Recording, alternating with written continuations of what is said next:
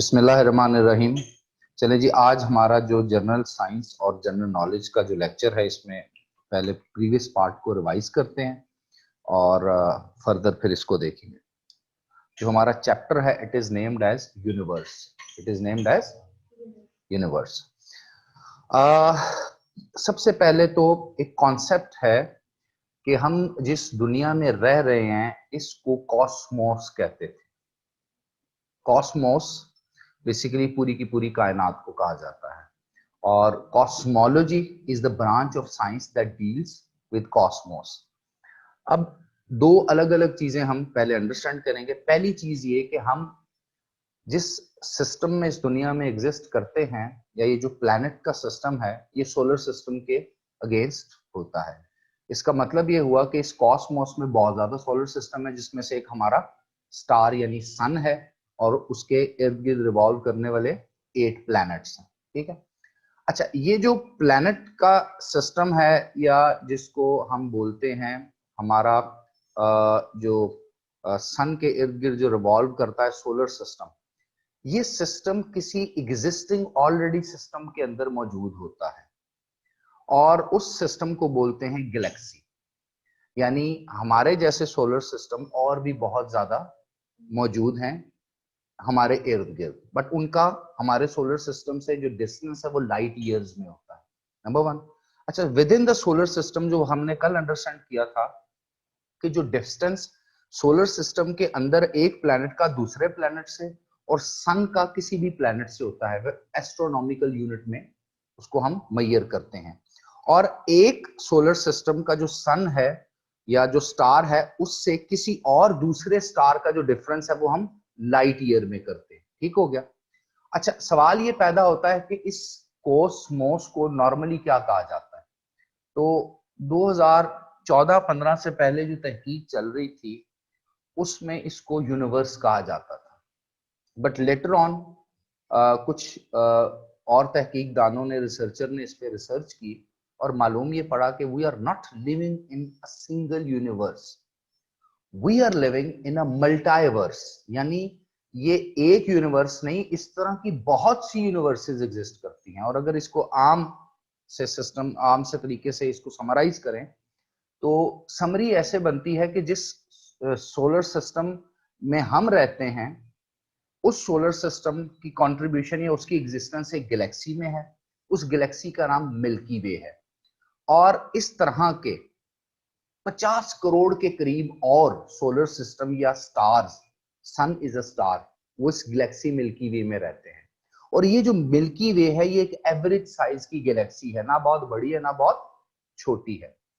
ये जो गैलेक्सी है, ये बहुत सी और गैलेक्सीज के साथ एक यूनिवर्स या मल्टीवर्स में एग्जिस्ट करती है। और जो बाकी गैलेक्सीज हैं, वो इस गैलेक्सीज के साथ मिलकर एक क्लस्टर बनाती हैं। मोर और लेस 200 टू 300 गैलेक्सीज एक जगह पे एक क्लस्टर बना देती है। और साइंसदानों का मानना यह है कि इस वक्त दुनिया में 125 मिलियन क्लस्टर्स एग्जिस्ट करते हैं। यानी आप एक क्लस्टर में अगर 100-200 गैलेक्सीज हैं और हर गैलेक्सी में 50 करोड़ के करीब सूरज एग्जिस्ट करते हैं, यानी स्टार्स एग्जिस्ट करते हैं, तो आप इस जो कायनात है जिसको कॉस्मोस बोलते हैं, इसकी डेप्थ और विड्थ का अंदाजा लगाते हैं। ठीक है। अब हम वापस आते हैं अपने सोलर सिस्टम के ऊपर, साथ साथ हम यूनिवर्स को भी अंडरस्टैंड करेंगे, सोलर सिस्टम को भी करेंगे। एक फिनोमेना है, उसको बोलते हैं कॉमेट, COMET, कॉमेट। कॉमेट होता क्या है? देखिए, जो सोलर सिस्टम के अंदर प्लैनेट्स हैं और सन है, ये भी सिलियस्टल बॉडीज ही होती हैं, यानी वो चीजें जो स्पेस में होती हैं। ठीक हो गया। Comet is a type of celestial body which is not the part of our solar system. ये सोलर सिस्टम का हिस्सा नहीं होता, बल्कि एक ये बहुत बड़ा क्लाउड होता है, एक बादल होता है। फ्रोजन गैसेस इसमें होती हैं, डस्ट बहुत ज्यादा होती है, और इसकी जो नॉर्मली विड्थ होती है, चौड़ाई होती है, वो बहुत ज्यादा होती है, यानी जमीन से अगर इसकी मेजरमेंट की जाए, नेकेड आई से देखी जाए, तो मोर देन 70 किलोमीटर तक आसमान पे ये फैला होता है। और ये हमारे सोलर सिस्टम को क्रॉस करता है एवरी 74 एंड 75 ईयर्स। ठीक है, इसको क्या बोलते हैं? Comet. It is a celestial body. दूसरी इंपॉर्टेंट चीज, ये जो कॉमेट है ये अभी तक एक बहुत बड़ी, आप समझ ले, एक सस्पिशियस किस्म की एक सेलेस्टियल बॉडी हमारे सामने है, जो कि अभी इसकी और फर्दर इन्वेस्टिगेशन साइंस कर रही है कि within a comet there are multiple stars. उसके अंदर बहुत से स्टार्स भी मौजूद होते हैं, और ये सोलर सिस्टम को एक स्पेसिफिक ऑर्बिट की शक्ल में, अब एक तो होता है बिल्कुल गोल ऑर्बिट, ठीक है, एक होता है इक्लिप्टिकल वे, यानी जिस तरह जमीन है ना, ये सूरज के गिर्द जब गर्दिश करती है, रेवोल्यूशन, एक तो रोटेशन करती है ना अपने मदार के गिर्द, जिससे डे और नाइट बनते हैं, 24 आवर्स में रोटेट हो रही होती है, एक ये रेवोल्यूशन भी कर रही होती है अराउंड द सन। ये जो इसकी रेवोल्यूशन अराउंड द सन है ना, ये भी बिल्कुल सर्कल फॉर्मेट में नहीं होती, कहीं ये सन के करीब आ जाती है, कहीं दूर चली जाती है। ये जो इसका वे है, जिस वे से ये मूव करती है, इसको हम नॉर्मली एलिप्टिकल वे बोलते हैं, यानी it is not round but elliptical way. बिल्कुल ऐसे ही ये जो कॉमेट है, ये हमारे सोलर सिस्टम के पास से गुजर जाता है। इसकी डिस्कवरी दो इंपॉर्टेंट साइंटिस्ट ने की थी, एक का नाम सर चार्ल्स है और दूसरे का नाम सर हेलेज है। जिसने हेले कमेट को इन्वेंट किया था या डिस्कवर किया था, डिस्कवरी होगा बेसिकली, इन्वेंशन इज समथिंग जो आप किसी चीज को बनाते हैं, डिस्कवरी इज समथिंग जो अननोन फिनोमेना को आप जान जाते हैं।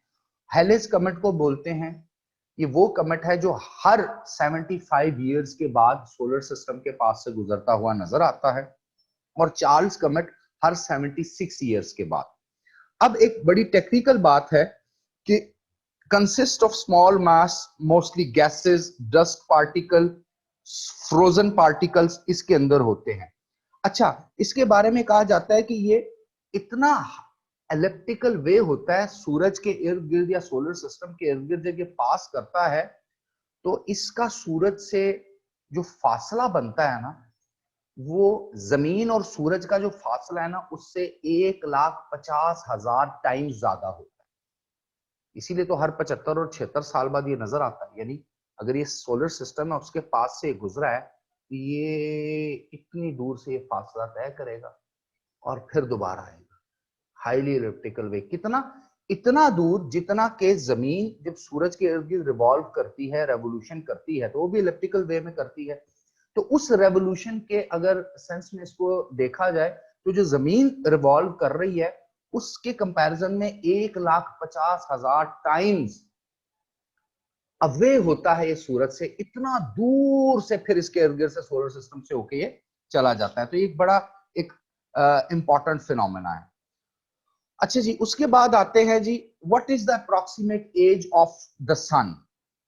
अगर देखा जाए तो साइंटिस्ट कहते हैं almost 4.6 billion years is the approximate age of the सन।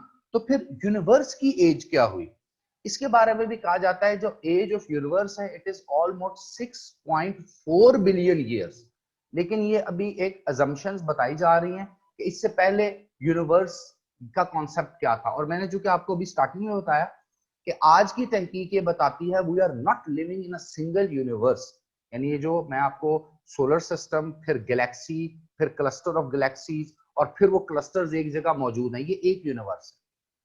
इससे मिलती जुलती बहुत सी और यूनिवर्स एग्जिस्ट करती हैं, और आज के दौर में साइंस ये बताती है कि we are living in a multiverse, यानी बहुत सी यूनिवर्सेस में हम रह रहे हैं, जिंदा हैं। Average diameter of a sun is almost, जो है radius is almost 109 times greater than the diameter of the earth, यानी जो, सॉरी, रेडियस, जमीन का जो रेडियस है उससे सूरज का रेडियस 109 टाइम्स यानी 109 गुना बड़ा है, यानी 109 प्लैनेट अर्थ जो है वो सूरज के अंदर समा सकते हैं। अगली बात वो करता है जी, सन रेज किस फॉर्मेट में इमिट करती हैं। हमने अगर एक लेक्चर इंशाल्लाह हम रखेंगे जिसमें मैं स्ट्रक्चर ऑफ सन भी डिफाइन करूंगा। जो सूरज है ना, उसकी जो आउटर लेयर है ना, फोटोस्फीयर उसको कहते हैं, वहां से जो फोटोन इमर्ज कर रहे होते हैं ना, वो रेडिएशन की सूरत में होते हैं। और जो लाइट है, लाइट रेज यानी फोटोन, जमीन तक आने में जो ट्रेवल टाइम है हमारी दुनिया के हिसाब से, वो 8 मिनट ट्रेवल टाइम इनका होता है। और जिस तरह की मैंने बताया कि किसी एक स्टार का दूसरे स्टार से जो डिफरेंस है वो कितना होता है, लाइट ईयर का। फॉर एग्जाम्पल, हमारे सूरज के करीब तरीन कौन सा सितारा पाया जाता है? अजान के बाद इंशाल्लाह इस पर डिटेल में बात करते हैं। अच्छा, उसके बाद हम देखते हैं जी कि जो हमारा ओवरऑल ये जो सिस्टम चल रहा है, सोलर सिस्टम चल रहा है, इसमें जो बाकी प्लैनेट्स है उनकी पोजीशन क्या है। तो अगर देखा जाए तो मरकरी जो है, it is the nearest planet to the sun, यानी हमारा जो स्टार है सोलर सिस्टम का जिसको सन बोलते हैं, उसका जो नियरेस्ट है इट इज मरकरी। अब कॉमन सेंस है कि मरकरी भी रेवोल्यूशन कर रहा है, सन के इर्द गिर्द रिवॉल्व कर रहा है। अब जो मरकरी की रेवोल्यूशन है, क्योंकि वो करीब तरीन है तो करीब से रिवॉल्व कर रहा होगा, जितने दूर है उनको बड़ा रेवोल्यूशन, और जितना दूर है उसको और उतना टाइम लेना पड़ेगा। तो इसीलिए मरकरी का जो एक साल है वो 88 डेज का होता है। 88 डेज, ठीक हो गया? कितने का होता है? 88 डेज।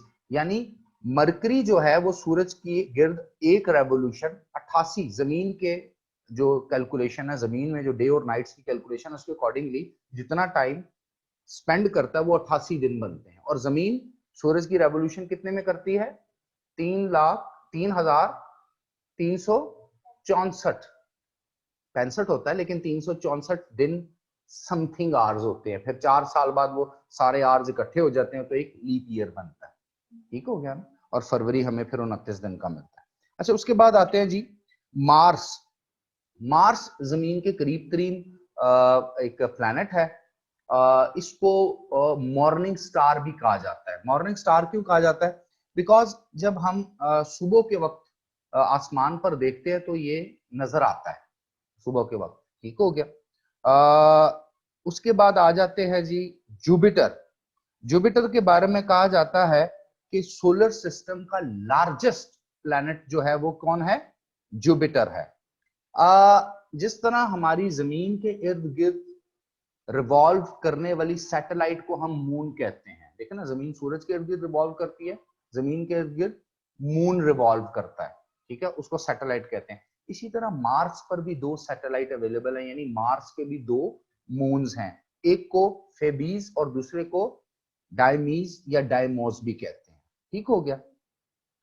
उसके बाद आते हैं जी जुपिटर के बारे में। तो Jupiter is the largest planet of the solar system. और जुपिटर की जो सैटेलाइट्स हैं, यानी जुपिटर के इर्द गिर्द रिवॉल्व करने वाले जो मून्स हैं, उनकी तादाद कहीं 21 भी बताई जाती है, कहीं 19 भी बताई जाती है, जो आज की तहकीक है। लेकिन मोस्टली किताबों में या बुक्स में लिखा होता है 16 सैटेलाइट्स, ठीक हो गया? अच्छा, उसके बाद हम एक और कॉन्सेप्ट पढ़ते हैं, व्हाट इज मीटियोराइट। मीटियोराइट को नॉर्मली उर्दू में तो शहाब साकिब कहा जाता है, अ शूटिंग स्टार, वो ऐसा सितारा जो टूट के आसमान से कहीं जमीन की तरफ आ जाए। In reality it is not a star, क्योंकि स्टार का साइज तो बहुत बड़ा होता है। अगर आप देखें तो जमीन का जो स्टार है, sun is a star of our solar system, बहुत बड़ा स्टार। तो ये तो अगर टूट के कभी जमीन पे गिरे तो मतलब जमीन को तो बचने के चांसेस कोई भी नहीं होंगे, इसके करीब से भी अगर गुजर जाए, इतनी ये हॉट होता है। बेसिकली जो मीटेरोइड होता है ना, ये एक स्मॉल सा पार्टिकल होता है किसी भी सिलेस्टियल बॉडी का, किसी भी आ, आ, आ, ऐसे ऑब्जेक्ट का जो स्पेस में मौजूद हो। और चूंकि जमीन भी स्पेस में सोलर सिस्टम में है, तो वो कहीं ना कहीं से वो पार्टिकल, चूंकि बहुत ज्यादा हवा में रगड़ होती है, रेजिस्टेंस होती है, उस रेजिस्टेंस की वजह से वो रगड़ खा खा के जल जाता है, आग का गोला बन जाता है।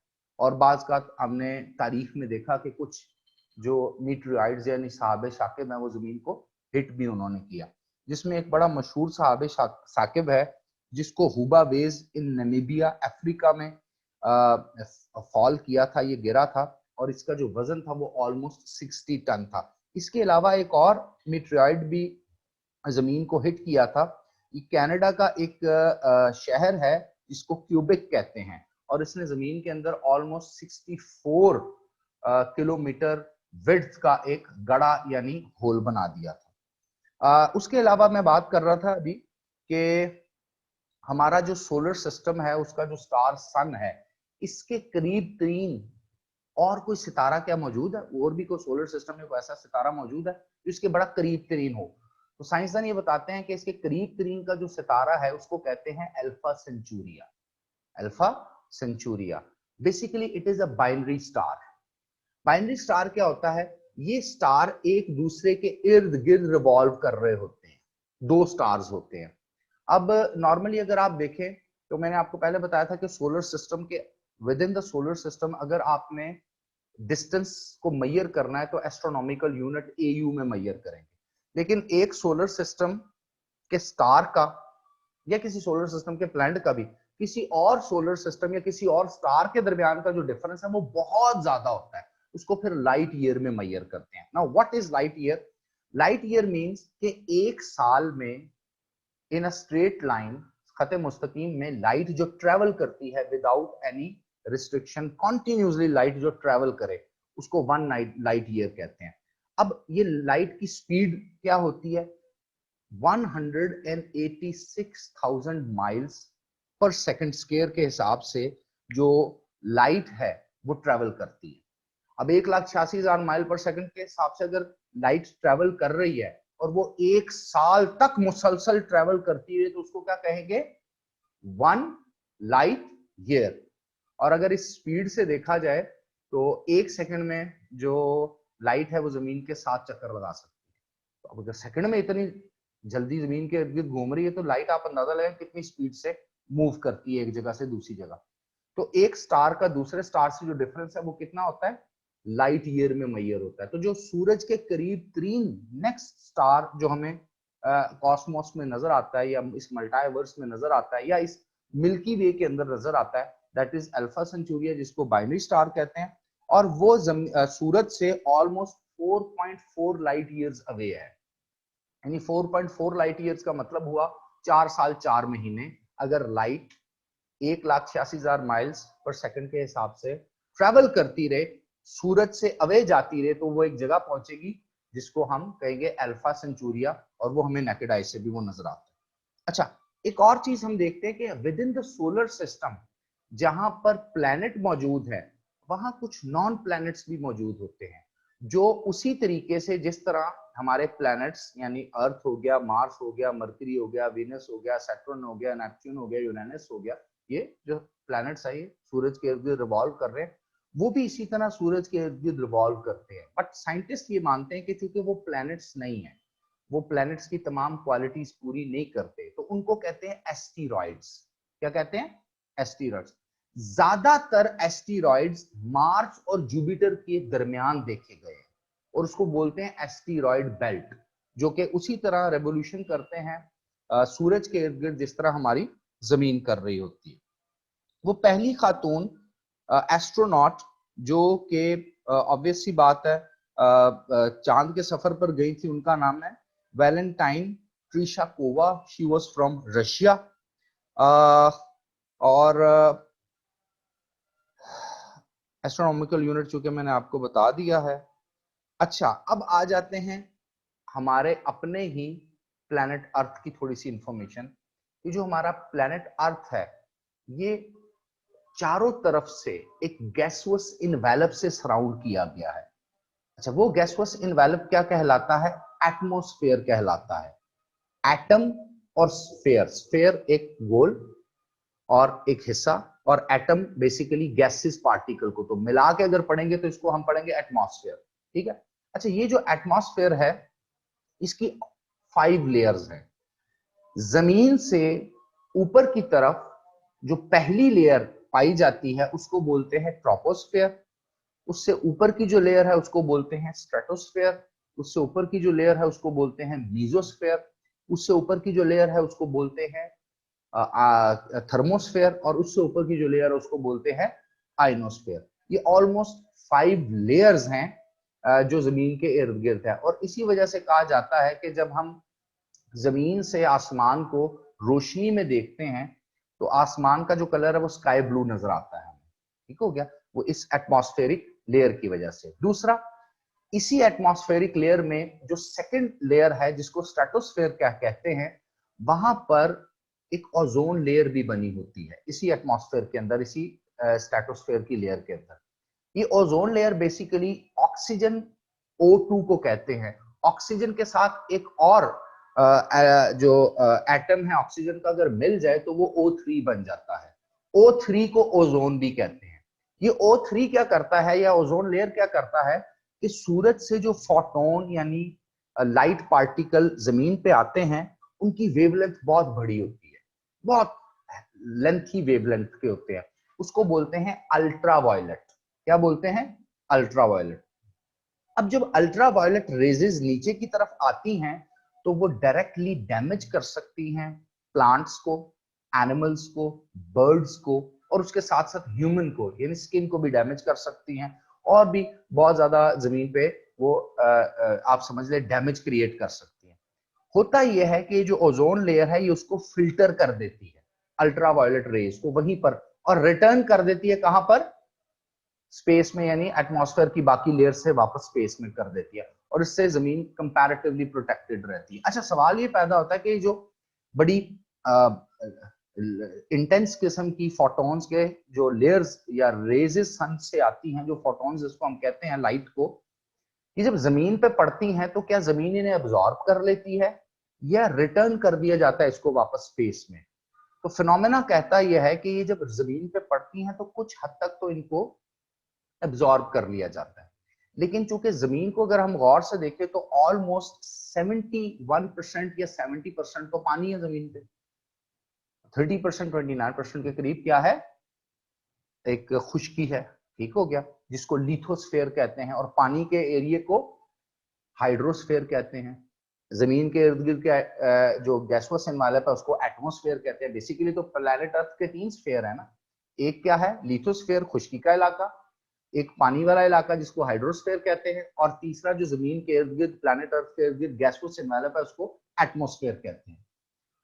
तो जो हाइड्रोस्फेयर है ना, वो ज्यादातर ज्यादातर ज्यादा एरिया पे फैला हुआ है, तो वो इनको रिफ्लेक्ट कर देता है। जब ये रेजेस को रिफ्लेक्ट किया जाता है और ये एनवायरनमेंट में वापस जाती हैं, स्पेस में वापस जाती हैं, तो तब इन रेजेस को कहा जाता है इंफ्रारेड।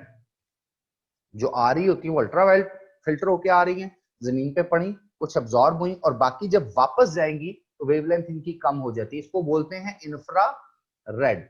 अब अगर हमारे इर्द गिर्द प्लैनेट अर्थ के इर्द गिर्द गैसुअस इन्वेलप जो कि कुदरत ने, नेचर ने बनाया हुआ है, उसमें कुछ ऐसी गैसें इकट्ठी हो जाएं जो कि नेचर के अगेंस्ट हैं, बरखिलाफ है, जिस तरह कार्बन मोनोऑक्साइड CO जिसको बोलते हैं, कार्बन डाइऑक्साइड CO2 बोलते हैं, मीथेन CFC क्लोरोफ्लोरोकार्बन, ठीक है, लेड ऑक्साइड जो कि ये इंजन वगैरह और बाकी चीजों के जलने से ये एयर पोल्यूशन पैदा होती है। तो ये भी सारी की सारी जाके ऊपर फर्स्ट लेयर क्रॉस करके सेकंड लेयर के इर्द गिर्द ओजोन के पास एक और लेयर बना देती है, पोल्यूटेड लेयर बना देती है। अब ये लेयर काफी डेंस होती है, तो कुदरती निजाम ऐसा है कि जो इंफ्रारेड है वो जमीन से टकरा के वापस चली जाएगी। जब वो वापस जाती है तो ऊपर एक ये वाली लेयर भी मौजूद होती है जो carbon monoxide, carbon dioxide, chlorofluorocarbon और मीथेन की बनी होती है। इसमें से वो इंफ्रारेड जो होती है वो पेनिट्रेट नहीं कर सकती, वापस नहीं जा सकती, और दोबारा रिटर्न होके वापस जमीन पे आती है, और जमीन के इर्द गिर्द वो रिवॉल्व करती रहती है। अगले दिन फिर सुबह होती है, फिर सन रेजेस आती हैं, और ये जो इर्द गिर्द ह्यूमन पॉल्यूशन की वजह से गैसोस एनवायरनमेंट बना हुआ है, जो एक तो नेचुरल गैसोस एनवायरनमेंट है, एक ये वाला है CO2, carbon dioxide, carbon monoxide, methane, chlorofluorocarbon का, ये उसको अगले दिन फिर जो इंफ्रारेड वापस जानी होती है उनमें से काफी ज्यादा को पेनिट्रेट होने नहीं देता, फिर कैप्चर कर लेता है, और वो जमीन में सराउंड करती रहती है। उस वजह से जमीन में एक फिनोमेना एग्जिस्ट करता है, इमर्ज करता है, जिसको हम बोलते हैं ग्लोबल वार्मिंग। और ये जो इफेक्ट क्रिएट होता है CFC, CO2, carbon dioxide, methane की वजह से, इसको ग्रीन हाउस इफेक्ट कहते हैं। अब ग्रीन हाउस इफेक्ट कैसे कहते हैं? अक्सर आपने नॉर्दर्न एरियाज में, दुनिया के नॉर्थ में ये देखा होगा, वहां पर धूप कम पड़ती है। तो धूप चूंकि कम पड़ती है, कम टाइम के लिए पड़ती है, बाज का कम मंथ, लिमिटेड मंथ्स होते हैं जब वहां पर धूप पड़ रही होती है और उसकी इंटेंसिटी इतनी ज्यादा नहीं होती, तो वहां पर फार्मिंग किस तरह की जाती है? टनल फार्मिंग, सब्जियां वगैरह उगाना या बाकी जो हम ग्रेन्स वगैरह, फूड ग्रेन्स, इस तरह की चीजें, सीरियल्स वगैरह, दालें वगैरह पैदा करते हैं या फल पैदा करते हैं। तो वो जो एग्रीकल्चर फार्मिंग की जाती है वो बड़े बड़े उन्होंने हाउसेस बनाए होते हैं, हट टाइप। और उन जो फार्म हाउस होते हैं जहां पर वो टनल फार्मिंग की जा रही हो, एग्रीकल्चर पे की जा रही है, उनका जो फ्लोर है, छत वाला एरिया है, ऊपर की तरफ से उसको ग्रीन कर दिया जाता है। उस ग्रीन की वजह से क्या होता है कि सूरज की जितनी स्वाएं आती हैं नीचे की तरफ, जिसकी अभी हम जिक्र कर रहे हैं, एनवायरनमेंट से जितनी भी आती हैं वो उस ग्रीन हाउस की फ्लोर की छत की वजह से वो कैप्चर हो जाती है और दोबारा वापस बाहर नहीं जाती। तो वो जो टेम्परेचर है उस ग्रीन हाउस का वो मेंटेन रहता है। बिल्कुल जिस तरह इंसान इस तरह सन रेजेस को यूज करते हुए डिफरेंट किस्म की फार्मिंग करते हैं, ऐसे इलाकों में जहां बर्फ बड़ी पड़ती है, ऐसे इलाकों में जहां सूरज कम निकलता है, ज्यादातर दुनिया के नॉर्थ में एक्टिविटी होती है, तो बिल्कुल ऐसा ही ग्रीन हाउस फिनोमेना नेचुरली इस स्ट्रेटोस्फेयर के इर्द गिर्द बन जाता है, जो पोल्यूशन की वजह से बनता है। यानी कार्बन डाइऑक्साइड, कार्बन मोनोऑक्साइड, उसके साथ साथ आप देख लें मीथेन, सीएफसी, ये भी बिल्कुल ग्रीन हाउस की तरह एक लेयर बना देते हैं कि सन रेजेस जो जमीन पे आ रही हैं वो जमीन से वापस जब इंफ्रारेड की सूरत में जाती है तो जो एग्जिट करना होता है उसमें पेनिट्रेट करके बाहर नहीं जा सकती, और एवरेज टेम्परेचर ऑफ द अर्थ क्या होता है? इंक्रीज। अब इस इंक्रीज टेम्परेचर से दो नए फिनोमेना जनरेट करते हैं। नंबर वन, हमारी दुनिया में अगर आप ज्योग्राफिकल डिवीजन देखें तो बहुत सी जगह ऐसी है जिसको ट्रॉपिकल एरियाज कहते हैं, कुछ जगहों को एक्वेटिक कहते हैं। इसी तरह कहीं पर आप देखते हैं कि एग्रेरियन प्रोडक्टिविटी बहुत होती है, एग्रीकल्चर प्रोड्यूस होती है, कुछ इलाकों में नहीं होती, सहरा होते हैं और टफ रॉक टाइप पहाड़ होते हैं। तो डिस्ट्रीब्यूशन है नेचर की। अब जितना हाई टेम्परेचर रहेगा या कंसिस्टेंट रेज होगा टेम्परेचर के अंदर, तो एक स्पेसिफिक एनवायरनमेंट चाहिए होता है आपको एग्रीकल्चर प्रोड्यूस यानी एग्रीकल्चर यील्ड लेने के लिए। वो टेम्परेचर जब चेंज होगा, ओवरऑल क्लाइमेट चेंज होगा, तो इम्बैलेंस क्रिएट होगा। मसलन जितने भी हशरातुल अर्ज हैं, इंसेक्ट्स हैं दुनिया के अंदर, ये हाई टेम्परेचर पे बहुत ज्यादा इनको सूटेबल होता है इनकी ग्रोथ या प्रोलिफरेशन। तो ये मिलियंस में एग्स जनरेट करते हैं और मिलियंस की तादाद में हर 3 4 6 महीने बाद उस गर्म टेम्परेचर की वजह से रिप्रोडक्शन करते हैं। तो आप देखते हैं फिर दुनिया में टिड्डी दल, इस तरह हशरात, कीड़े मकोड़े, ये बहुत ज्यादा तादाद में हो जाते हैं। जब ये ज्यादा तादाद में होते हैं तो फिर क्या होता है? फिर आपकी फसलें डैमेज होती हैं। अच्छा, फसलों को फिर बचाने के लिए आप क्या यूज करते हैं? इंसेक्ट किलर यूज करते हैं, जिसको पेस्टिसाइड्स कहते हैं। अब जब आप पेस्टिसाइड्स यूज करते हैं तो वो पेस्टिसाइड जमीन में भी जज़ब होते हैं, पानी में भी जज़ब होते हैं, जिससे सॉइल पोल्यूशन भी होती है और वाटर पोल्यूशन भी होती है। फिर इंसान उस जो वेजिटेबल्स हैं या ग्रेन्स हैं या जो एग्रीकल्चर प्रोड्यूस है उसको यूज भी करता है। तो ऑल टुगेदर बहुत बड़ा एक इफेक्ट आता है इंसानों के लिए जब एक फिनोमेना को कवर करने के लिए आप कोई और साइंटिफिक एक्टिविटी, इन्वेंशन, डिस्कवरी से देखे ना। अब आपने अपनी सारी फसलें कीड़ों के हवाले तो नहीं कर रही, खराब तो नहीं, आप पेस्टिसाइड यूज, तो पेस्टिसाइड किसके ऊपर इफेक्ट कर रही है? उस वेजिटेबल, उस प्लांट के ऊपर भी तो इफेक्ट कर रही है। फिर वो जब पानी उसको लगता है तो वो जमीन में भी तो जाती है, तो सॉइल का इशू भी आता है, जमीन फर्टिलिटी का इशू भी आता है, वाटर पोल्यूशन भी उससे ज्यादा बढ़ जाती है। ठीक है, और फिर एक नेचुरल इम्बैलेंस क्रिएट होता है। फिर जब ग्लोबल वार्मिंग बहुत ज्यादा होती है तो हमने ये देखा है कि वेदर शिफ्ट होना शुरू हो जाती हैं। हमें एक फिनोमेना मालूम है कि समंदरों के अंदर से गर्म हवाएं उठती हैं ऊपर की तरफ, जिससे वेदर पैटर्न बनते हैं, मूवमेंट होती है, क्लाउड्स फॉर्मेशन होती है। मूनसून का जिस तरह नॉर्मली हमारे रीजन में कॉन्सेप्ट आता है, तो वो मूनसून, अर्ली मूनसून भी आना शुरू हो जाते हैं, प्री मूनसून भी आना शुरू होते हैं। तो ये थोड़ा सा प्लेनेट अर्थ का चूंकि जिक्र हो रहा था तो मैंने कहा कोई रेलेवेंट नॉलेज है, इसके ऊपर भी बात कर लीजिए। अच्छा जी, percentage of nitrogen planet Earth पे कितनी है? तो इट इज ऑलमोस्ट 78.7%। नॉर्मली 79 या 78% भी इसको कहा जाता है। अगर कहीं ऑब्जेक्टिव में 79 लिखा है वो भी ठीक है, 78 लिखा है वो भी ठीक है, इनके इन बिटवीन लिखा है वो भी परसेंटेज ठीक है। बाकी की जो परसेंटेज है वो ऑलमोस्ट 20 पॉइंट समथिंग परसेंट जमीन के, जहां हम मौजूद हैं इस वक्त, इसको क्रस्ट बोलते हैं, upper layer of the planet earth बोलते हैं। इस क्रस्ट के ऊपर जो नबातात, हैवानात, इंसान जिंदगी गुजार रहे हैं, उनके लिए 20% या 20.5% ऑक्सीजन है, और उसके अलावा जो 0.1 या रिमेनिंग 0.5 या 1% वो बाकी गैसेस की कॉम्बिनेशन है। अच्छा जी, एक कॉन्सेप्ट हमने और भी देखा है कि अक्सर हमें ये देखने को मिलता है कि बाज़ औक़ात सूरज से कुछ फोटॉन्स या लाइट पार्टिकल जमीन पे पहुंचने से पहले ही या बड़े साइज के होने की वजह से इन्वायरमेंट में हमें नजर आ जाते हैं, यानी हमें एक पैटर्न ऑफ मल्टीपल कलर्स नजर आते हैं इन्वायरमेंट में। बाज का थी अक्सर आप वेस्टर्न कंट्रीज में जाके देखें तो ये कॉन्सेप्ट अक्सर वहां पे वो उसको फिल्मा भी लेते हैं। इसको बोलते हैं Arora, AURORA। Now what is aurora? When the particles from the sun hit the earth's atmosphere, जब वो जमीन के अंदर ना आ सकें, वो पार्टिकल, लाइट पार्टिकल जितने भी होते हैं, कुछ तो पेनिट्रेट करते हैं, रोशनी की सूरत में आते हैं, कुछ डेंस होते हैं। जब वो एटमॉस्फेयर के इर्द गिर्द या एटमॉस्फेरिक लेयर्स को हिट कर देते हैं जमीन पे आने से पहले, पेनिट्रेट होने से पहले, a beautiful pattern of light occurs that looks like brilliantly colored stream or band which is called aurora।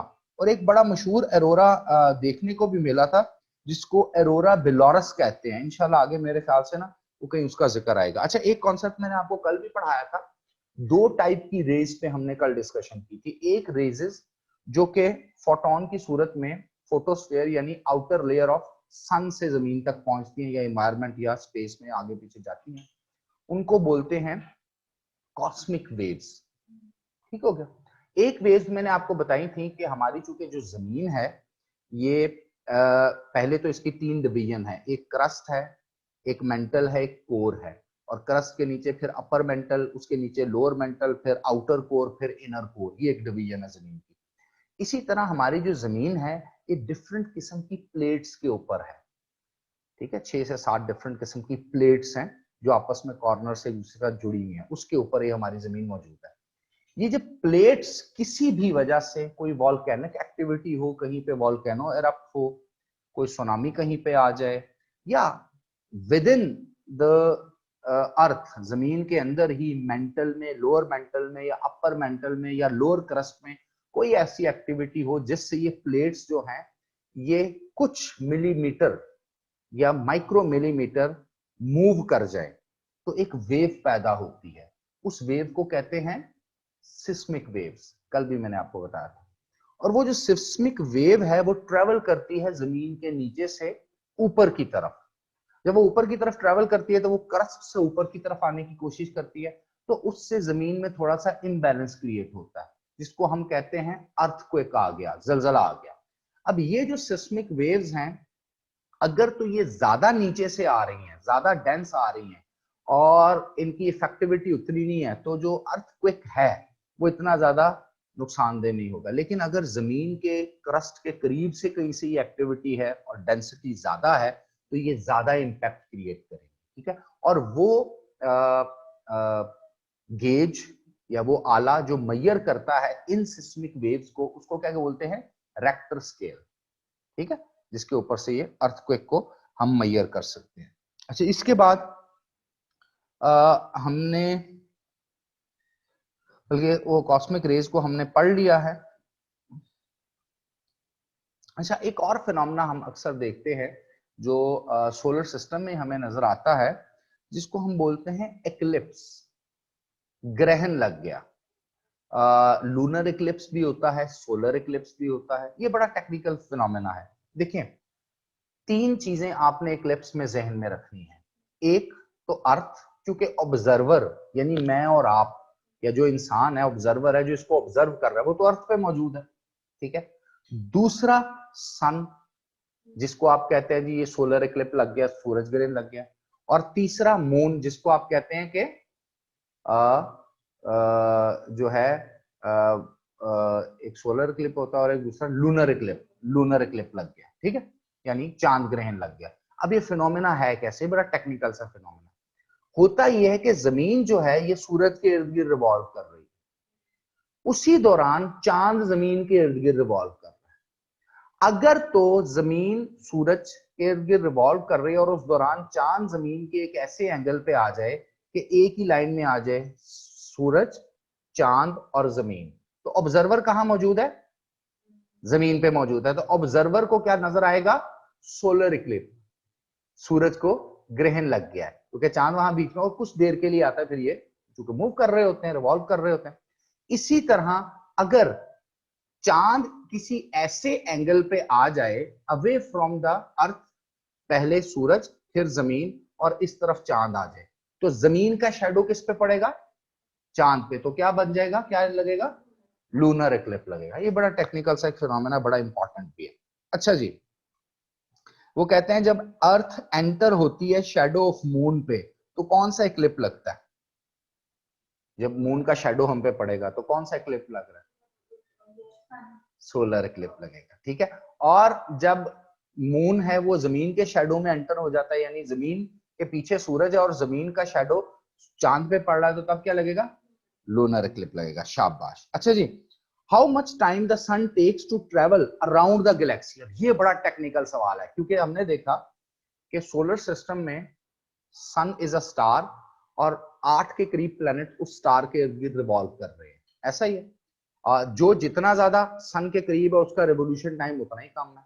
इस तरह मरकरी 88 दिन में 88 डेज में रिवॉल्व करता है जमीन, उसके बाद मरकरी आता है, फिर वीनस आता है, फिर मार्स आता है, फिर अर्थ आती है, ठीक है ना। बल्कि अर्थ के बाद मार्स आता है, mercury, Venus, earth and Mars, फिर जुपिटर। तो जो जमीन की रेवोल्यूशन है 364 दिन चंद घंटों में होती है, सूरज के इर्द गिर्द एक चक्कर पूरा करता है। इसी तरह मार्स जमीन के बाद आता है, तो मार्स में एक साल और लंबा होगा, वो और ज्यादा दूर से आ रहा है।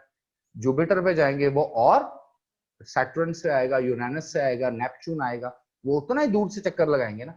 इसी तरह मैंने आपको बताया था कि जो सन है, हमारा सन है, ये भी तो रिवॉल्व कर रहा है ना, ये भी अब ये गैलेक्सी के इर्द गिर्द रिवॉल्व करता है, ये भी हरकत में है, यानी ये पूरे सोलर सिस्टम समेत ऐसे रिवॉल्व कर रहा है। यानी इस सोलर सिस्टम को इसने अट्रैक्ट किया हुआ है ना अपनी ग्रेविटी की फोर्स से, तो सोलर सिस्टम के बाकी प्लैनेट तो इसके इर्द गिर्द घूम रहे हैं, और ये एज ए होल खुद भी, यानी पूरे का पूरा सोलर सिस्टम भी रिवॉल्व कर रहा है। जो सन की रेवोल्यूशन है, अब ये जो रेवोल्यूशन की कैलकुलेशन है, ये जमीन के हिसाब से इसलिए हो रही है क्योंकि ऑब्जर्वर, मैं और आप, इल्म हासिल करने वाले या रिसर्च करने वाले तो जमीन पे बैठे हैं ना। जमीन के अकॉर्डिंगली जो जमीन में एक साल का टाइम होता है, 365 दिन का एक तकरीबन एक साल होता है, तो 225 मिलियन ईयर्स लगते हैं एक सन को गैलेक्सी के इर्द गिर्द एक चक्कर पूरा करने में। यानी किसी भी गैलेक्सी की एक रेवोल्यूशन जो सन करता है वो कितनी देर में करता है? 225 मिलियन ईयर में। अब आप इधर से साइज ऑफ गैलेक्सी का अंदाजा लगा लें, और जो जमीन की रेवोल्यूशन स्पीड है सूरज के इर्द गिर्द वो अलग है, बाकी सितारों की प्लैनेट्स की अलग है, सूरज की रेवोल्यूशन स्पीड और है, वो ज्यादा है जमीन से। तो आप अंदाजा लगाएं, इट मींस दैट कि अगर एक लेयर में आप देखें, ये सन है, ये मरकरी है, ये वीनस है, ये अर्थ है, ये मार्स है, ये जुपिटर है, ये सैटर्न है, नेपच्यून या यूरेनस है, ये पूरे के पूरे एक पैटर्न में एक लाइन में हो, और ये सूरज जहां जहां जा रहा है ये उसके इर्द गिर्द भी जा रहे हैं, और ये पूरे का पूरा सेट भी रिवॉल्व कर रहा है। तो एक मिल्की वे यानी एक गैलेक्सी का चक्कर या रेवोल्यूशन सोलर सिस्टम या सन को लगाने में 225 मिलियन ईयर्स लगते हैं। तो आप अंदाजा लगाएं, 225 million years, oh my God. तो पूरे के पूरे मल्टाइवर्स, या मल्टाइवर्स को भी छोड़ें, इसी मिल्की वे के जो क्लस्टर है, जो और भी इस तरह की छोटी बड़ी गैलेक्सीज हैं जिससे एक क्लस्टर बना है, उस क्लस्टर का भी कोई चक्कर लगा रहा होगा, यानी ये एक क्लस्टर किसी दूसरे क्लस्टर का चक्कर लगाता होगा। फिर ये सारे क्लस्टर अगर एक जगह पे कलेक्ट हो जाए तो एक यूनिवर्स बनती है, और आज की साइंस कहती है कि हम मल्टाइवर्स में रहते हैं, एक से ज्यादा कायनातें मौजूद है। तो उसमें से जो छोटी कायनात होगी वो बड़े कायनात के, आप देख लें, everything is in the form of continuous motion. अगली बात, व्हाट इज हब्बल क्लासिफिकेशन? बड़ा इंपॉर्टेंट क्वेश्चन आता है। द क्लासिफिकेशन ऑफ गैलेक्सीज, अगर किसी भी गैलेक्सीज की आप क्लासिफिकेशन देखें, अब ये कैसे होती है? With the size of Galaxy, ठीक है। अच्छा, नंबर ऑफ एक्टिव स्टार्स, कितने जिंदा स्टार मौजूद हैं, क्योंकि हमने ये भी आगे जाके इंशाल्लाह पढ़ेंगे कि बहुत से स्टार्स जो है वो अपनी लाइफ पूरी कर चुके होते हैं। ठीक है, बहुत से स्टार्स को जाइंट बोलते हैं, बहुत बड़े होते हैं साइज में। बहुत से स्टार्स को ड्वार्फ बोलते हैं, बोना, वो जो बड़े छोटे छोटे स्टार्स होते हैं। अच्छा, इसी तरह बहुत से स्टार्स जो हैं जब वो डेथ उनकी होती है तो एक बहुत बड़ा ब्लास्ट होता है और एक पूरी गैलेक्सी जितनी रोशनी पैदा करता है एक स्टार, और उसके बाद वो स्टार बुझ जाता है, खत्म हो जाता है और वो एक ब्लैक होल बन जाता है। और उसमें इतनी ज्यादा ग्रेविटी होती है कि वो अपने इर्द गिर्द की यूनिवर्स में मौजूद बाकी सेलेस्टियल बॉडी को अपने अंदर अट्रैक्ट करना शुरू करता है और उसमें से फिर कोई चीज बाहर नहीं आ सकती। लेकिन एक तहकीक ने बताया कि कुछ ऐसी रेज हैं जो किसी भी ब्लैक होल में अगर दाखिल हो तो उससे वापस आ सकती हैं। ये हमने मेरे ख्याल से एक आध दिन पहले ये चीज डिस्कस भी की थी। अच्छा जी, लाइट एक साल में, जब भी मैंने अभी आपको बताया कि लाइट ईयर का कॉन्सेप्ट है कि एक स्टार से दूसरे स्टार का जो डिस्टेंस है वो लाइट ईयर में मेजर होता है। तो लाइट एक साल में डिस्टेंस कितना ट्रेवल करती है? 1,86,000 माइल्स पर सेकंड के हिसाब से अगर देखा जाए 186,000 माइल्स पर सेकंड से लाइट ट्रेवल कर रही है खत मुस्तकीम में एक स्ट्रेट लाइन में। तो लाइट एक साल में सफर तय कितना करेगी? 9.5 ट्रिलियन किलोमीटर्स। 9.5 trillion kilometres. अच्छा जी, वो कहता है जी the amount of light emitted by an object such as stars emits lights and shine is known as luminosity. यानी किसी भी स्टार्स में या किसी भी सेलेस्टियल बॉडी के अंदर से जो लाइट पैदा होती है, आपको पता है ना प्लैनेट्स की अपनी लाइट नहीं होती, वो स्टार्स की लाइट्स के अकॉर्डिंगली चल रहे होते हैं। तो कोई भी लाइट जो किसी प्लैनेट स्टार के अंदर से निकलती है उसकी इंटेंसिटी और वो कितना एरिया कवर करती है और कहां तक जाती है उसको ल्यूमिनोसिटी कहते हैं। जिस तरह बल्ब है, कितना ल्यूमिनस है, कितनी ज्यादा बिजली प्रोड्यूस कर रहा है, लाइट प्रोड्यूस कर रहा है। Name the Galaxy in which the earth located, ये मैं पहले आपसे बात कर चुका हूं, इट इज मिल्की वे। जमीन की सैटेलाइट का क्या नाम है जो जमीन के इर्द रिवॉल्व करती है? That is moon. ये भी मैं आपसे पहले बात कर चुका हूं। अच्छा जी, where the day and night are equal on earth in spite of all the earth movement, ये बड़ा टेक्निकल सवाल है। वो कौन सी पॉइंट है जमीन के ऊपर, प्लेनेट अर्थ के ऊपर, जहां दिन और रात एक बराबर होते हैं? यानी अगर 12 घंटे का दिन है तो 12 घंटे की रात होगी।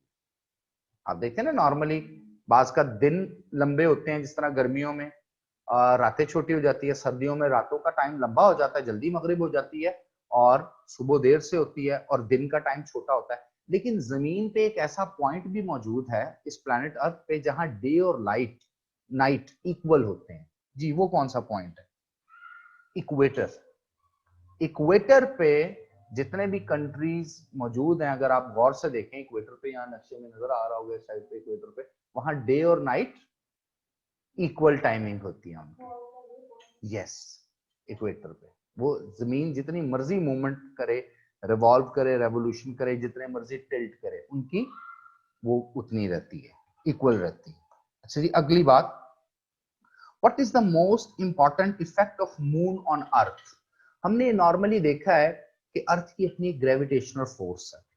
उस ग्रेविटी की वजह से जमीन ने हर एक चीज को अपने सेंटर की तरफ खींचा हुआ है, अट्रैक्ट किया हुआ है। और वो ग्रेविटी जनरेट कहां से होती है? जिस तरह मैंने अभी आपको बताया कि जो अर्थ है इसकी 3 लेयर्स हैं। सबसे ऊपर जहां हम मौजूद हैं इसको क्रस्ट बोलते हैं, इसके नीचे मेंटल है, मेंटल के 2 portion, upper mantle, lower mental है, उसके नीचे वाला एरिया कोर है। कोर एक गोल सा, समझ लें मखनातीस टाइप, बहुत गर्म व्हाइट कलर का एक गोल सा मखनातीस सेंट्रल, आप समझ लें न्यूक्लियस टाइप होता है, बिल्कुल सेंटर में जमीन के होता है। और वो जो कोर है उसके भी 2 एरियाज हैं, एक आउटर कोर है, एक इनर कोर है। इस कोर से 16 मिलियन डिग्री सेंटीग्रेड इसके अंदर हीट एनर्जी होती है, जिसकी वजह से एक ग्रेविटेशनल मखनातीसी ताकत पैदा होती है जिसने जमीन को चारों तरफ से होल्ड करके रखा हुआ है। जमीन को चारों तरफ से, इसलिए आप जमीन पे जितनी मर्जी ऊपर जंप करें, कोई चीज ऊपर की तरफ फेंके, ये अल्टीमेटली नीचे की तरफ आएगी, तो फिर ऊपर फेंके ये अल्टीमेटली नीचे की तरफ, या स्पेस में ऐसा नहीं होता। क्यों? तो ग्रेविटी जमीन की वहां तक खत्म हो जाती है ना। इसी तरह जितना हम बड़े पहाड़ी इलाकों पे जाएं तो किसी बॉल को जमीन पे मारे तो वो बाउंस ज्यादा करता है, क्योंकि ग्रेविटी जितना ऊपर चलते जाएंगे आहिस्ता आहिस्ता उसकी जो इंटेंसिटी है कम होती चली जाएगी। अब वो सवाल ये कर रहा है कि इसी तरह जमीन पे एक इफेक्ट क्रिएट होता है मून का, और इसको फुल मून इफेक्ट भी कहते हैं। ये ऑलमोस्ट जब चांद की उम्र 12 दिन होती है और 12 दिन से तकरीबन तकरीबन 19 और 20 दिन के करीब चांद होता है, तो तब सबसे ज्यादा जमीन पे ये इफेक्ट देखा जाता है। ओके, 14th और 15th डे पे चांद कंप्लीट हो जाता है, वो पूरी की पूरी रिफ्लेक्शन कर रहा होता है सन रेजेस की जो जमीन पे पड़ रही होती है। इससे जमीन पे एक एक्टिविटी जनरेट होती है। नॉर्मली ये एक्टिविटी समुद्री इलाकों में देखी जाती है, तो जो समंदर की टाइड्स हैं, लहरें हैं, वो ज्यादा हाई होना शुरू हो जाती है। असल में होता क्या है कि जो चांद है वो भी अपनी ग्रेविटी की पीक पे पहुंच जाता है, तो वो जमीन को अपनी तरफ खींचता है, तो जमीन पे मौजूद पानी जो है वो ऊपर की तरफ अट्रैक्ट होता है। तो उससे जो मून है वो जमीन पे टाइडल इफेक्ट क्रिएट करता है। यानी जो लहरें हैं, टाइड्स हैं, वो नॉर्मली छोटी स्मॉल टाइड्स होती हैं, लेकिन जब 12, 13, 14, 15, 16, 17, 18, 19 इन डेज की जो नाइट्स आती हैं, जब चांद की ये उम्र हो जाती है, तो हाई टाइड्स हमें नजर आते हैं। एक तो जब 14वीं की तरफ चांद पहुंच रहा होता है, 14th डे की तरफ 13, 12 और 14th डे पे पीक पे होता है, फिर वो ऐसा ऐसा ही पीक खत्म होती है ना, तो ये 6, 7, 8 दिन पे हाई टाइड्स इफेक्ट होता है। तो जो मून है वो जमीन पे कौन सा इफेक्ट क्रिएट करता है? Tidal effect. इससे टाइडल एनर्जी भी जनरेट की जा सकती है, और अक्सर मुल्कों में ऐसी की जाती है। अब आते हैं revolution of moon around sorry rotation of the earth around its axis. एक फिनोमेना है, अगर आप गौर से समझने की कोशिश करें तो ये है एक सूरज, स्टार, सन, और ये है जमीन। जमीन इसके गिर्द अगर आप गौर से देखें तो ऐसे रिवॉल्व कर रही होती है।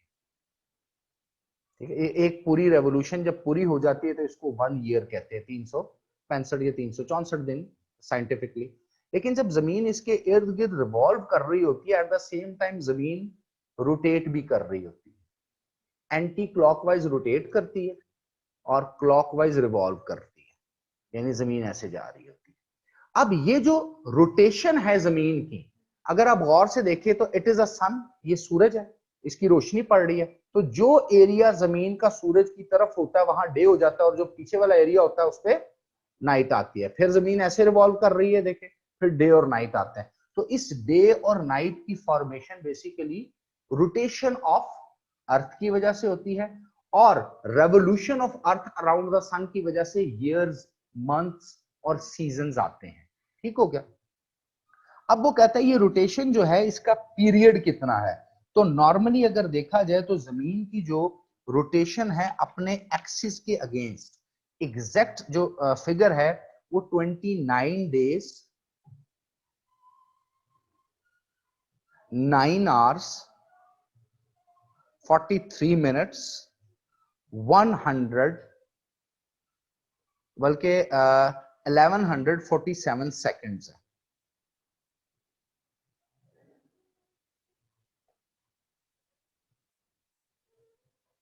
सॉरी, ये थोड़ा सा मैं वो रेवोल्यूशन और रोटेशन को मिक्स कर गया।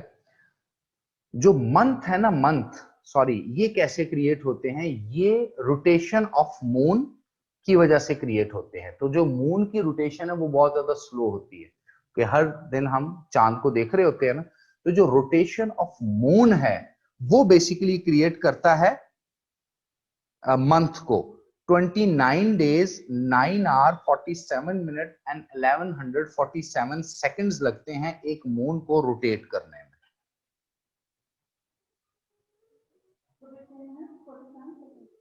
1147 सेकंड्स।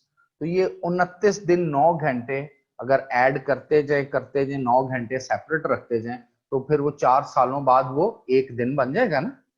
ऐसे ही होगा ना, उसको कैलकुलेशन अगर उसकी करें। अच्छा,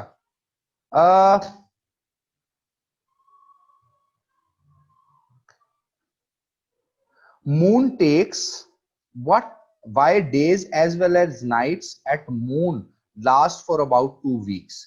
वो कहता है कि मून पे अब गौर से देखिएगा, जो दिन है और रात है, जमीन की अगर हम कैलकुलेशन करें तो 2 वीक का दिन होता है और 2 वीक की नाइट होती है। क्योंकि देखें ना, मून जमीन के इर्द गिर्द तो रोटेट कर रहा है, लेकिन है तो सोलर सिस्टम का पार्ट ना, रोशनी तो उसको सूरज से मिल रही है। तो मून की रोटेशन इस स्पीड इस तरह की है कि moon takes 27.5 days to rotate on its axis.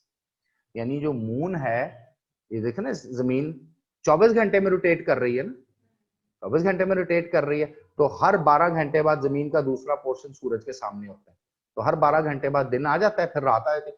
लेकिन जो मून की रोटेशन स्पीड है वो बहुत स्लो है।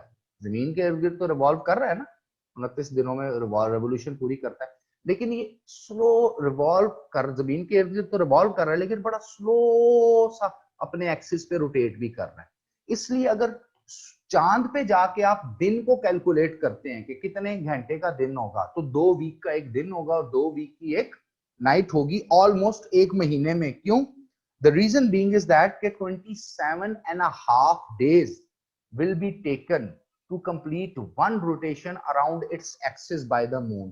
तो अगर 27.5 दिनों में मून एक दफा अपनी एक्सिस के इर्द गिर्द घूमेगा, तो 27.5 को अगर 2 पे हम डिवाइड कर लें तो ऑलमोस्ट कितने बनते हैं? 13 दिन बनते हैं, 13.5 दिन बनते हैं। तो 13 दिन का दिन और 13 दिन की ही नाइट होगी, तो ऑलमोस्ट 2 वीक्स बन गए ना, 2 वीक्स का डे और 2 वीक्स की नाइट। अच्छा, वो कौन सा प्लैनेट है जिसके लार्जेस्ट नंबर ऑफ सैटेलाइट्स या मून्स होते हैं? मैं अभी आपको बता चुका हूं, दैट इज जुपिटर, और 16 कहा जाता है। किसी जगह पे इसमें ये भी कहा जाता है कि 20 से 21 है, और किसी जगह पे ये भी किताबों में लिखा है कि जो सैटर्न है ये भी एक प्लैनेट है। इसके जो अभी तहकीक के अकॉर्डिंगली जो इन्वेस्टिगेट हुआ है, उसमें जो मून्स यानी सैटेलाइट जो इसके इर्द गिर्द होते हैं वो 22 हैं। मॉर्निंग स्टार किसको कहा जाता है? मैंने आपको पहले बताया था लेक्चर के स्टार्ट में, इसको क्या बोलते हैं हम?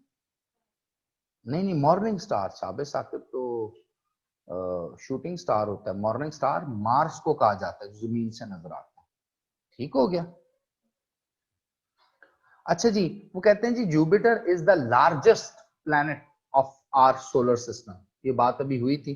तो जुपिटर का जो है वो डायमीटर क्या होगा? 85,750 माइल्स। ये रेडियस की बात नहीं हो रही है, रेडियस तो होता है सेंटर से एज तक का डिफरेंस। डायामीटर होता है ऑल द वे, दोनों रेडियसेस यानी दोनों तरफ से कलेक्टिव, और सरकमफेरेंस होता है उसके पूरी की पूरी गुलाई। तो आज इस वक्त हम डायामीटर की बात कर रहे हैं। 85,750 माइल्स का डायामीटर। अच्छा, कहा ही जाता है कि पूरे के पूरे सोलर सिस्टम में प्लैनेट्स तो 8 हैं, तो सैटेलाइट्स कितनी है? तो ऑलमोस्ट जमीन के इर्द गिर्द तो एक ही सैटेलाइट यानी मून है। इसी तरह मार्स पे 2 हैं, फोबोस और डेमोस। इसी तरह को 16 के करीब सैटेलाइट्स पाई जाती हैं जुपिटर पे। सैटर्न की अभी कंफर्म नहीं है, यूरेनस और नेपच्यून की भी कंफर्म नहीं है। तो कलेक्टिवली साइंसदान कहते हैं कि there are almost 33 satellites in a solar system. But this question is a contested question. इसको आप लेटेस्टली आज के डेट में या जो नई कोई डिस्कवरी आई तो उसके अकॉर्डिंगली अपडेट कर सकते हैं। ठीक है? हमारे सोलर सिस्टम में इनिशियली साइंसदान कहते थे कि 9 प्लैनेट्स हैं, और अब क्या कहते हैं, कितने प्लैनेट्स हैं? 8 प्लैनेट्स हैं। ठीक है ना? एक प्लैनेट उन्होंने जो फार अवे है उसको उन्होंने कहा जी हम निकाल देते हैं, क्योंकि उसमें प्लैनेटरी क्वालिटीज कंप्लीटली एग्जिस्ट नहीं करती। ठीक हो गया? अच्छा जी, उसके बाद आते हैं जी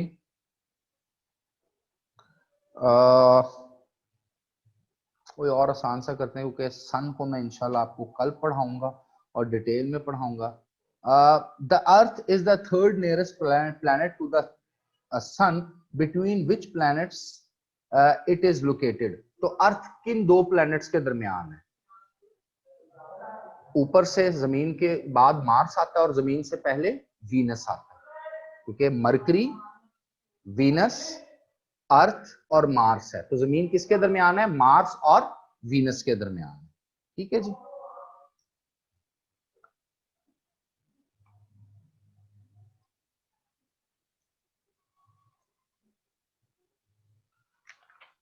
अच्छा जी, उसके बाद देखते हैं जी,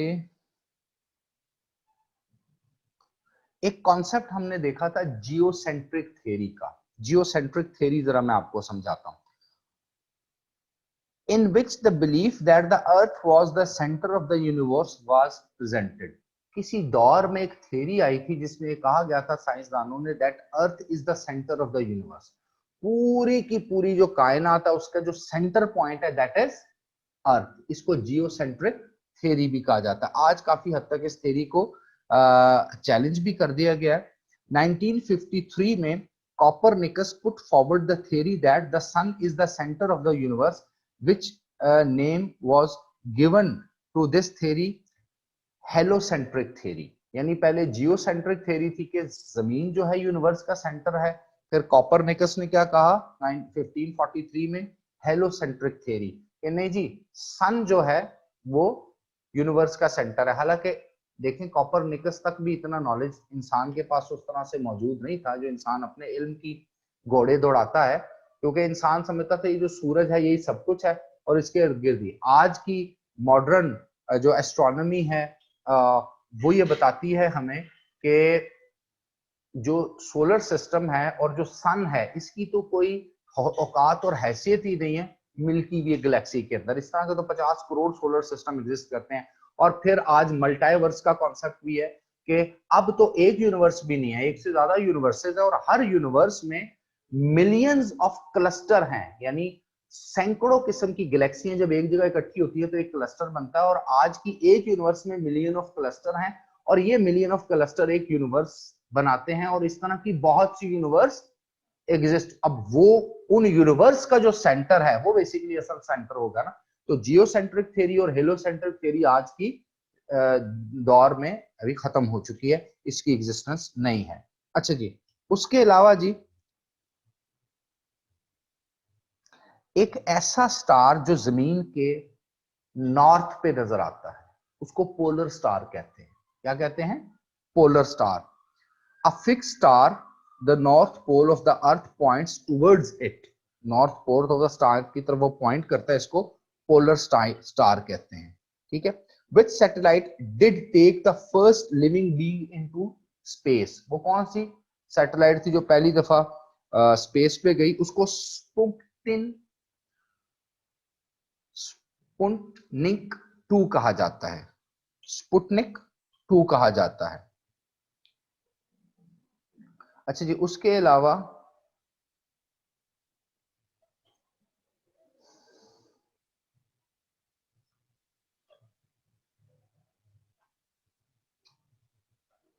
when the planet Neptune was discovered 1845, it was first discovered।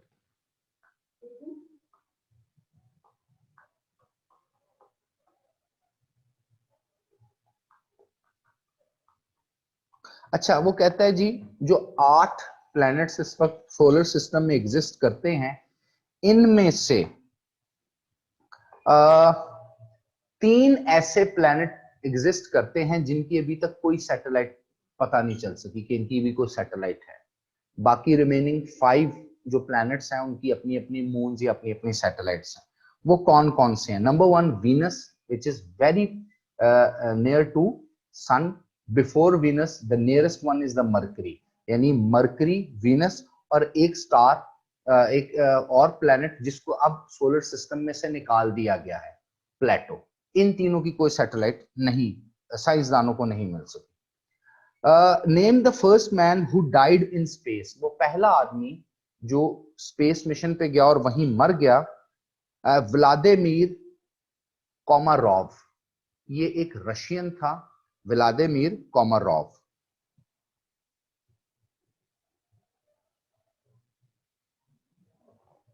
हाँ, अब वो रोटेशन की बात आ गई ना जो मैं आपको पहले बता रहा था। वो कहता है the earth motion round its axis once in 24 hour is called rotation. ये कंप्लीट 24 आवर्स नहीं होते, ऑलमोस्ट 24 आवर्स में जमीन अपने इर्द गिर्द घूम जाती है। जिस तरह मैंने बताया ना, जो मून है वो अपने इर्द गिर्द जो रोटेशन करता है, अपने एक्सिस के इर्द गिर्द मूव करता है, वो 27.5 दिन यानी 27.5 डेज में करता है। इसलिए मून पे एक दिन ऑलमोस्ट 13.5-14 दिन का होता है, यानी 2 हफ्तों का होता है, और एक रात भी 2 हफ्तों की होती है। लेकिन जमीन ऑलमोस्ट अपने एक्सेस पे जो रोटेट करती है, इर्द गिर्द घूमती है, वो ऑलमोस्ट 24 घंटों में घूमती है, इसीलिए डे और नाइट भी आते हैं। अच्छा, अगली वो बात कर रहा है कि जमीन जो है वो सूरज के इर्द गिर्द जब चक्कर लगाती है तो उसको क्या कहते हैं। वो मैं बात आपको अभी बता चुका हूं, it is called revolution. Revolve कर रही है ना, और अपने जो एक्सिस के इर्द गिर्द रोटेट कर रही है। जिस तरह आप कभी पहिए को देखें, व्हील को देखें, तो व्हील अपने एक्सल पे भी घूम रहा होता है और सड़क पे भी चल रहा होता है। ठीक हो गया। अगर वो सड़क पे गोल घूम रहा है तो वो रेवोल्यूशन है, और अपने एक्सिस पे भी वो रोटेट कर रहा होता है। अच्छा जी, एक और बड़ा इंपॉर्टेंट है जी, अक्सर पास्ट पेपर में आता भी है। What is called the group of 7 stars in the north. एक तो हमने नॉर्थ में देखा ना, पोलर स्टार, उसका नाम है। एक ग्रुप है 7 स्टार्स का, 7 सितारे जो हैं, स्टार जो जमीन से नॉर्थ की तरफ नजर आते हैं, ग्रुप को, उसको क्या कहा जाता है जी? इसको ग्रेट बियर कहा जाता है। ग्रेट बियर कहा जाता है।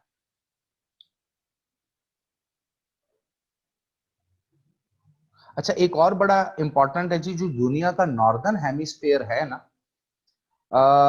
उधर एक कॉन्स्टिलेशन, यानी वही group of stars, Anjuman, group of stars को कहते हैं। जिस तरह ग्रेट बियर है ना, नॉर्दर्न हेमिस्फीयर में एक और कॉन्स्टिलेशन भी पाई जाती है। इस कॉन्स्टिलेशन यानी ग्रुप ऑफ स्टार्स या सितारों की अंजुमन को सिग्नस कहा जाता है। क्या कहा जाता है? सिग्नस कहा जाता है। और the most luminous star of the Cygnus, Cygnus में पाया जाने वाला सबसे ज्यादा चमक या सबसे ज्यादा रोशनी पैदा करने वाला स्टार इस अंजुमन या ग्रुप ऑफ स्टार्स में क्या है? डेनिब, DENEB।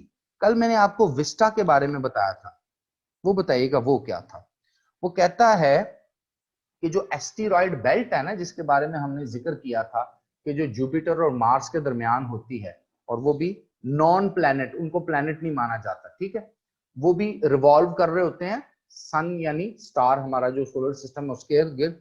उसमें जो नेकेड आई से, आम आंख से जमीन पे मौजूद हमें एक एस्टेरॉयड नजर आता है, चमकता हुआ नजर आता है, उसको विस्टा बोलते हैं, ठीक है। और जो नॉर्दर्न हेमिस्फेयर में एक कॉन्स्टिलेशन है, सितारों की एक अंजुमन है, जिसमें एक सितारा ज्यादा चमकदार है, उसको क्या बोलते हैं? डेनेब। और उस कॉन्स्टिलेशन का नाम क्या है? सिग्नस। ठीक हो गया जी। अच्छा जी,